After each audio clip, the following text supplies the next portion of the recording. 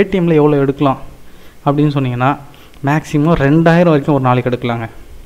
2000க்கு மேலே நீங்கள் எடுக்க முடியாது. 18 நவம்பர் வரைக்கும் 2000 மட்டும்தான் நீங்கள் உங்கள் ஏடிஎம்லேருந்து எடுக்க முடியும். அந்த பணங்கள் எல்லாமே புது பணமாக இருக்கும். புது 500 2000 இருக்கும். அதே மாதிரி இந்த லிமிட் வந்து 19ஆம் தேதி நவம்பர்லேருந்து உங்களுக்கு 4000 மாறிடும். ஒரு நாளைக்கு 4000 எடுக்கலாம் உங்கள் அக்கௌண்ட்லேருந்து ஏடிஎம் மூலமாக. இதையும் சொல்லியிருக்காங்க. அதேமாதிரி சரிங்க, எனக்கு ஏடிஎம்மில் நீங்கள் 2000 தான் சொல்கிறீங்க, அப்போ நான் போய்ட்டு வித்ட்ராயல் ஸ்லிப்பையும் செக்கையும் வச்சுக்கிட்டு நான் என் செக் லீஃப் வச்சு நான் வந்து நிறைய அமௌண்ட் எடுத்துக்கலாமா, 2 லட்சம் 3 லட்சம் அப்படின்னா, அதுவும் அவங்க என்ன சொல்லியிருக்காங்கன்னா அந்த ஸ்லிப்பையோ வித்ட்ராயல் ஸ்லிப்பையோ செக்கையோ வச்சுக்கிட்டு ஒரு நாளைக்கு 10,000 தான் நீங்கள் எடுக்க முடியும். ஒரு நாளைக்கு வெறும் 10,000 தான் எடுக்க முடியும். 10,000 எடுத்துக்கிறீங்க. அப்போ டெய்லி 10,000 எடுப்பீங்களா அப்படின்னா இல்லை, ஓவரால் லிமிட் ஆஃப் 20,000. ஒரு வாரத்தில் 20,000 தான் எடுக்கலாம்.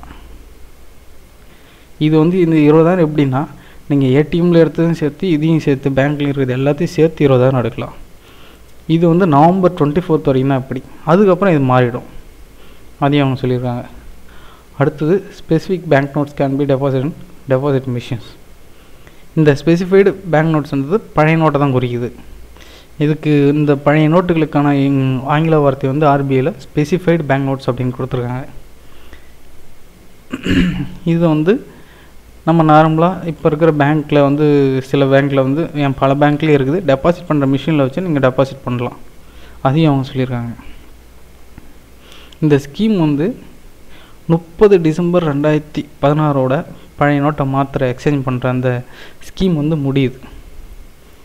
சப்போஸ் உங்களால் முடியல, நான் அந்த 30க்குள்ளே என்னால் மாற்ற முடியல அப்படின்னா அதுக்கப்புறமும் உங்களுக்கு ஆர்பிஐ ஒரு சந்தர்ப்பம் தராங்க.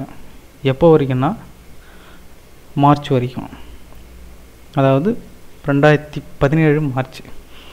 அப்போ வந்து நீங்கள் வந்து எல்லா பேங்க்லேயும் எல்லா போஸ்ட் ஆஃபீஸ்லையும் மாற்ற முடியாது. ஸ்பெசிஃபிக்காக ஆர்பிஐ ஆஃபீஸஸில் மட்டும்தான் இந்த 30 டிசம்பர் 2016 அப்புறம் நீங்கள் வந்து எக்ஸ்சேஞ்ச் பண்ண முடியும். இந்த 30 டிசம்பர் 2016 முன்னாடி வரைக்கும் நீங்கள் எந்த ஒரு ரூரல் பேங்க்கோ இந்த கமர்ஷியல் பேங்க்கோ போஸ்ட் ஆஃபீஸோ எங்கே வேணால் மாற்றிக்கலாம். பட் நீங்கள் அந்த டியூ டேட்டு 30 டிசம்பர் 2016 அப்புறம் எக்ஸ்சேஞ்ச் பண்ணணும்னு நினச்சிங்கன்னா ஒன்லி ஆர்பிஐ ஆஃபீஸர்ஸ் மட்டும்தான், அதுவும் ப்ராப்பர் டாக்குமெண்டேஷனோடு தான் நீங்கள் சப்மிட் பண்ணி அப்புறம் தான் அதை எக்ஸ்சேஞ்ச் பண்ண முடியும். சரிங்க, இப்போ நான் வந்து ஊரில் இல்லைங்க, ஆனால் என் பணத்தை நீங்கள் மாற்றி ஆகணும், இப்போ எனக்கு தேவைப்படுது அப்படின்னு நீங்கள் நினச்சிங்கன்னா ரிட்டனில் ஆத்தரைசேஷன் ரிட்டன் நீங்கள் ரைட்டிங்கில் ஆத்தரைஸ் பண்ணி ஒரு லெட்டர் அனுப்பிச்சிங்கன்னா உங்கள் நோட்டு பழைய நோட்டு எல்லாமே உங்கள் பேங்க் அக்கௌண்ட்டில் டெபாசிட் பண்ணலாம்.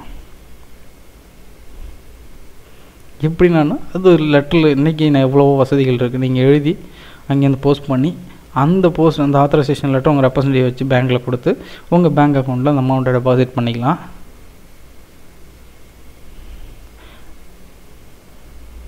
அப்படி உங்களால் அனுப்பப்படுற அந்த ஆள் வந்து அந்த ஆத்தரைசேஷன் லெட்டர் வச்சுருக்கிறவங்க வந்து வேலிட் ப்ரூஃப் ஐடென்டி ப்ரூஃபு காமிக்கணும். முன்னாடி சொன்ன மாதிரி ஆதார் அட்டையோ இல்லை ஓட்டுநர் உரிமமோ இல்லை ஓட்டர் ஐடியோ இல்லை பாஸ்போர்ட்டு இல்லை என்ஆர்ஐஜி கார்டு பேன் கார்டு இதில் ஏதாவது ஒன்று சப்மிட் பண்ணி அவர் உங்களோட சார்பாக உங்கள் அக்கௌண்ட்டில் நீங்கள் ஃபாரினில் இருக்குள்ள டெபாசிட் பண்ணலாம்.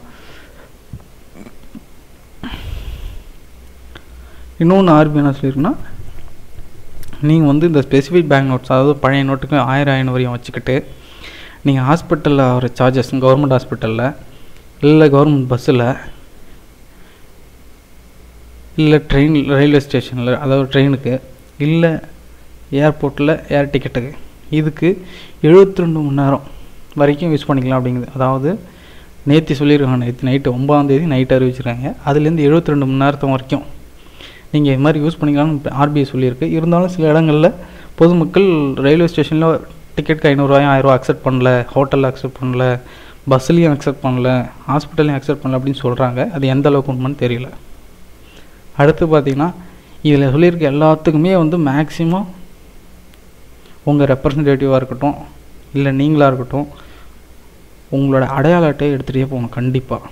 அந்த அடையாள அட்டையில் வந்து ஒரு 6-7 கொடுத்துருக்காங்க. அதில் பார்த்திங்கன்னா ஆதார் அட்டை ப்ரைமரியாக கொடுத்துருக்காங்க, அப்புறம் ஓட்டுநர் உரிமம், அப்புறம் வாக்காளர் அடையாள அட்டை, அப்புறம் பாஸ்போர்ட்டு, என்ஆர்ஜிஏ கார்டு, அதாவது 100 நாள் வேலைவாய்ப்புக்கான கார்டு, அந்த அட்டை கொடுத்துருப்பாங்க இல்லையா அது, அப்புறம் பேன் கார்டு, அப்புறம் பார்த்தீங்கன்னா identity card issued by the government department. இப்போ நீங்கள் கவர்மெண்ட்டில் ஒர்க் பண்ணுறீங்கன்னா அந்த கவர்மெண்ட் டிபார்ட்மெண்ட்லேருந்து உங்களுக்கு ஒரு ஐடி கார்டு இஷ்யூ பண்ணிடுவாங்க.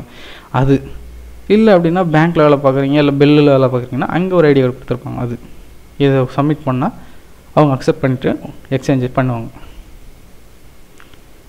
இதில் ஏதாவது உங்களுக்கு ப்ராப்ளம் அப்படின்னா அதுக்கும் ஒரு சொல்யூஷன் கொடுத்துருக்காங்க. ஆர்பிஐயில் ஒரு டெலிஃபோன் நம்பர் கொடுத்துருக்காங்க. அந்த டெலிஃபோன் நம்பருக்கு நீங்கள் கால் பண்ணி அந்த கண்ட்ரோல் ரூமில் உங்களோட க்ரீவன்ஸை சொன்னீங்கன்னா அவங்க அதை உடனே ரெட்ரஸல் பண்ணுவாங்கன்னு சொல்லிட்டு அதுக்கு ஒரு நம்பர் கொடுத்துருக்காங்க. இந்த நம்பர் தான் அது டெலிஃபோன் நம்பர் 02222602201.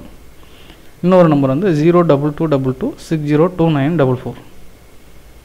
இது தாங்க இந்த பழைய 500 1000 எப்படி மாற்றிட்டு புது நோட்டு வாங்கலாம், எங்கெங்கே வாங்கலாம், எவ்வளோ வாங்கலாம், என்ன சீலிங்கு, செக்கில் எவ்வளோ எடுக்கலாம், ஏடிஎம்மில் எவ்வளோ எடுக்கலாம், எல்லாமே இது தாங்க.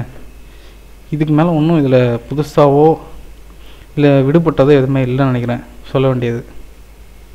நன்றிங்க.